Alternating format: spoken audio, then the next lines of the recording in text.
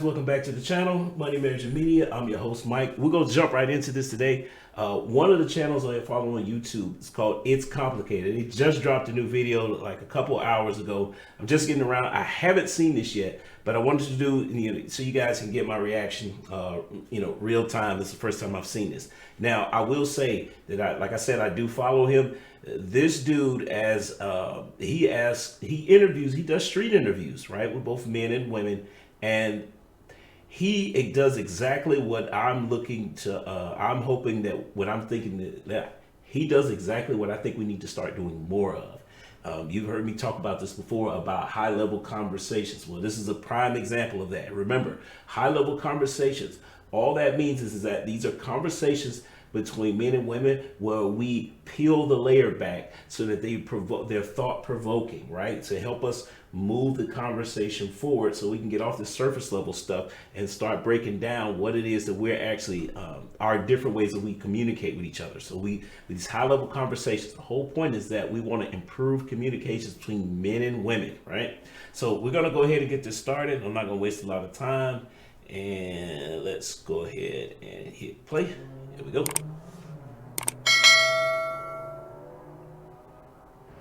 What's the difference between Simpon and Pimpin? That's funny. Well, I don't. It's kind of the same thing, to be honest. Those are literally two opposite things. Simping is when you are basically the customer. Pimping is when you're the supplier. Oh, it's a big ass difference between simping and motherfucking. Damn, a million questions in the world. That's the one I'm gonna get. Man, it's a big difference between simping and pimping. Simping is when you're not pimping. You understand me? He literally just used the words to define themselves. So he didn't really answer the question there. Yeah. This probably, I'm hoping this gets better because that's, he didn't say anything. Yeah, I said what I said. Okay, simping, you're just down bad. Probably about a bitch. Get over it. Get your money. That's when you're pimping. Right, sipping is this. Taking a really nice sip. And what's the other word? Pipping? Pimping. Pimping is, I suppose, somebody who wants to fuck you and get paid for it, I guess. But they get the money and you don't, and that's pimping. So sipping. Yeah, I'd be interested to see what her blood alcohol level is right about now. Right. Pimping. Fuck me up the ass and I get no money, and they do. Okay. What are the characteristics of a gentleman?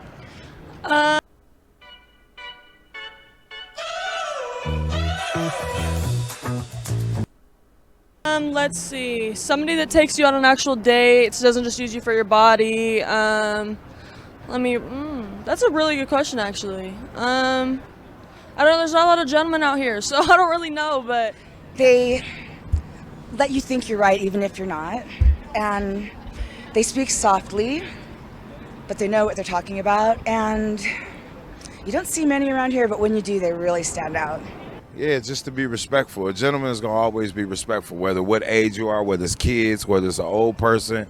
You're gonna be respectful, and respect go a long way. And it comes. Notice how the women just define somebody who is agreeable. That's interesting. Along a lot of different lines of a lot of things. If you respect stuff, you just go about your quality of life a lot different. What would you call the female equivalent of a gentleman? Wifey material. Might it just be a lady? Like literally, ladies and gentlemen. I don't know, maybe sometimes I guess when you get interviews, sometimes you're on the spot and you don't really think about these things. So we give them the benefit of the doubt on that one. a girl that really is there for you, a girl that takes care of you, doesn't just assume that you're going to pay for everything, do everything for them, and expect that they don't have to do anything in return for that. Should a woman who doesn't act like a lady expect a man to act like a gentleman? Definitely not. No. Can you define seduction? Yes, me. Really? Can you define seduction? Every time you look at me. Whoa. Okay. Ooh, spicy. You're open with your sexuality. You own yourself, inner self, same as outer. You love your body. You're fully 100% of who you are. You're not ashamed. You're loving every single part of yourself. That's sexuality. You're like open book. How does each gender approach seduction? Oh, that's a good one too. Let's see. A lot of ladies will show off, boobs, ass, things like that. Men in their ways, they talk more. Like their words kind of get ladies in that way more. Women are more into like how they look, their body, their looks, physical. It's very important nowadays.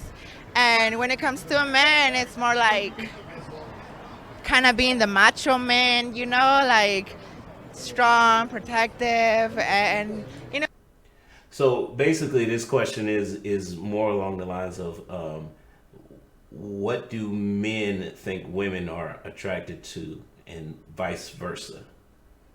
It's a different way of asking it. I'll give you that because they seem to be struggling with. Well, you know what? Let's see how she answers because I think yeah, okay. in a way where like they own it. Do you think every man can master the art of seduction? No, but I have. Really, dude. Not every man can master it. Most of them are shy in a way where like they have it, but they won't bring it out. Why do men have to put on an act to be the bad boy to attract women, while women have to put on an act to be sweet and submissive to get a man? Because it's the laws of attraction. It's the same reason why a bird gotta puck his chest out and make a weird ass call to make the other bird like him. You gotta do something different to catch the attention of the person that you want. What's the difference between seduction and manipulation? Ooh. Oh. Manipulation is more of That's the kind of questions I'm talking about. Yeah, that's okay. We got to see what this goes. kind of lying to get your way, you know what I'm saying? And then seduction is more putting yourself out there to get your way. Oh, we don't like manipulation. Mind games is not cool. Seduction, like you could see someone cute and be like, oh damn, I want them, like how I feel about you. But I would never manipulate her to be any type of way with me. Like if anybody says stop or no, like you respect them. It's a respect thing. And I feel like that's where the difference is. It comes with respect. Are women more impressed by what a guy is willing or unwilling to do in order to get sex? Willing. Every single time. Unwilling, you can make compromises because sometimes you're just not into the same things and that's okay. But if you're willing to like do stuff and practice stuff try stuff that you've never tried before, you might both be into it. Wouldn't that be... So what she basically just said is that women want a man that they can run over, that's always going to agree with her. Nobody wants that. Being a simp? Yes, but no. A simp, in my mind, is more like someone that literally just follows around your ass and is your servant. Girls don't want servants. They want someone who's a challenge that is their own person. That's what she just said. They know what they want, and they're doing their own thing. But when they ask something nicely and they ask more than once, they just want it. They're not begging for it, and they shouldn't have to beg for it if they really love that person or like that person. And my microphone went dead. Oh well, I have to charge it. But whatever. You get the point. My microphone still works. Why does so many... How to tell your kids you're moving to Northwest Arkansas. Step 1, inform them that it's an actual place. Step 2, how many women go around thinking that they're queens? First and foremost, if it ain't all-star, it ain't That's almost all women. Yeah, okay. shit. And a lot of you females got it twisted. Look, a lot of these dudes are gassing their head up, right?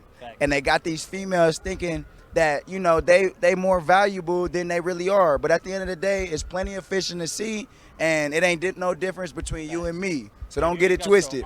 Look, if you ain't got your own car, your own house, crib, apartment, whatever, if you can't supply for yourself, how does that make you a queen? If you need a man to take care of you, or if you don't want to spend your own money for your own personal gain, how are you a queen? You feel me? That's where they got it fucked up at, man. For sure. That way. Why do so many women pride themselves in having their own car, their own money, their own job, when those are the expected qualities of any standard adult? you know what? I'm gonna let you start. Well, he said easy. I want to hear the answer to this one. Yeah, because honestly, they pride themselves so much on that because they got their standards set so low. You feel me? They expectations of people wanting to take care of them, get this for them, get that for them. So when they get it for themselves, they treat it like it's a big accomplishment. And it's like you should have that already. It's regular if you're an adult. You feel me? And let me put it this way real quick. These ladies wouldn't be so gassed up about that if a lot of you gentlemen had y'all shit intact, right? So make sure you got your shit intact so when you approach one of these females, they ain't looking you up and down like you some square off the street. You feel me? Have your shit intact. For sure. Because one thing they gonna look at, if we ain't got our own shit, do you got your own shit? You feel me? So how you gonna judge if you ain't got your own shit either? So that's be the thing, man. Stop gassing their ass up, man. Gassing their ass up. That shit is lame. Less simping, more pimping. You know what I'm saying, brother? Man, I would drop the mic if it was mine. Let's go. Do you believe a king can crown himself? No, I believe the people crown the king, and he doesn't have a choice. Why does that feel like a setup? Yeah, let's see if there's another shoe that's about to drop.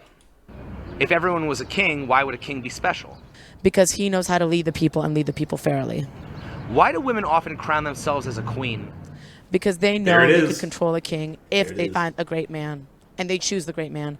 Behind every powerful king or powerful god or whatever the heck you want to think of it is a more powerful woman that will do anything to protect him and their future children. Why can a king marry a woman and make her queen, but a queen can't marry a man and make him king? That's a good question. I think it just has a lot to do with men being seen as more powerful in a way than women. But a queen can't marry a man and make him king. I'm pretty sure they can do that. Where has that happened? He asked it. In my mind. Exactly. That doesn't happen. Yeah. But not in reality?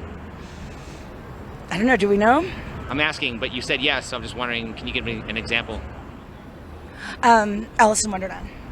So a fairy tale? No, the Queen of Hearts. A fairy tale? No, she's really real.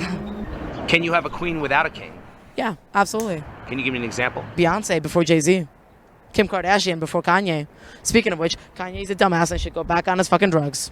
Who are the bigger queens, alpha females or gay men? Honestly, that's a good one. I have no idea. They're both fucking good. But I think alpha females haven't made as far as the feminine sex goes, and alpha drag queens and gay men haven't made as literally the queen of queens. Why do the most powerful men in other countries have multiple wives? Because we're all hot. You definitely gonna probably need more than one. When they act like that, you probably gonna need more than one, dog, because one gonna be hot and one not gonna be hot. And one gonna be able to cook and one not gonna be able to cook. You know what I mean? So you kind of, you might, different strokes for different folks, that's what I'm saying. Some people like one, some people like multiple. Why are you more likely to see a man with multiple wives than a woman with multiple husbands?